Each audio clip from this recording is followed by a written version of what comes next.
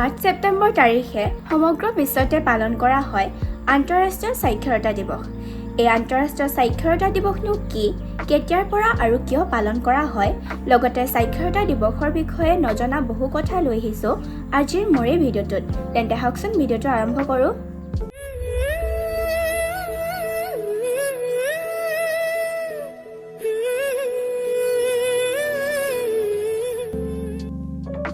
ছেপ্টেম্বৰ আন্তঃৰাষ্ট্ৰীয় সাক্ষৰতা দিৱস। ইউনেস্কোৰ মুখ্য উদ্যোগত 1966 চনৰ পৰা 8 ছেপ্টেম্বৰৰ দিনটো আন্তঃৰাষ্ট্ৰীয় সাক্ষৰতা দিৱস হিচাপে পালন কৰি অহা হৈছে। সমগ্ৰ বিশ্বতে বিভিন্ন চৰকাৰী আৰু বেচৰকাৰী সংস্থাই এই দিৱস পালন কৰি ব্যক্তি, সম্প্ৰদায় আৰু সমাজৰ ক্ষেত্ৰত সাক্ষৰতাৰ অত্যাৱশ্যকীয়তা সম্পৰ্কে সজাগতা অভিযান চলায়। এই দিৱসৰ যোগেদি ইউনেস্কোৱে প্ৰতি বছৰে সাক্ষৰতা আৰু প্ৰাপ্তবয়স্ক শিক্ষাৰ শেহতীয়া পৰিসংখ্যা সম্পৰ্কে আন্তঃৰাষ্ট্ৰীয় সম্প্ৰদায়ৰ দৃষ্টিগোচৰ কৰায়। তথ্য অনুসৰি বিশ্বৰ প্ৰতি 5 জন লোকৰ মাজৰ এজন লোক নিৰক্ষৰ হৈ আছে। মুঠ নিৰক্ষৰ লোকৰ 2/3 হ'ল মহিলা।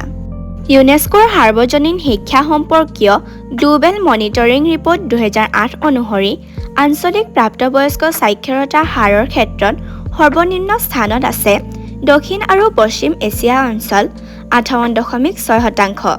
ইয়াতকৈ সামান্য আগত আছে ক্ৰমে আফ্ৰিকাৰ উপ-চাহাৰা অঞ্চল 59.7% আৰু আৰৱ দেশসমূহ 62.7%। আনহাতে নিম্নতম সাক্ষৰতা হাৰৰ দেশকেইখনমান হ'ল বাৰ্কিনা ফাছো 12.8%, নাইজাৰ 14.4% আৰু মালি 19%। এই তথ্যৰ পৰাই স্পষ্ট হয় যে সাক্ষৰতাৰ সৈতে দৰিদ্ৰতা আৰু নাৰীৰ সামাজিক অৱস্থানৰ প্ৰত্যক্ষ সম্পৰ্ক আছে। এইডছ, যক্ষ্মা, মেলেৰিয়া আদি মহামাৰীত আক্ৰান্ত দেশতো সাৰ্বজনীন শিক্ষা বিশেষভাৱে বাধাগ্ৰস্ত হৈছে।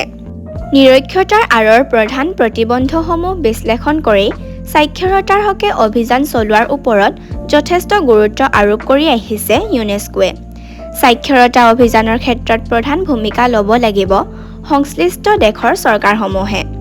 সেয়েহে ইউনেস্কোৰ তৰফৰ পৰা চৰকাৰক বিভিন্ন ধৰণে সহযোগিতা আগবঢ়োৱা হয়।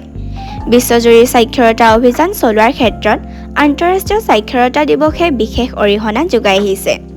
আজিলৈ ভিডিঅ'টো ইমানেই। ধন্যবাদ।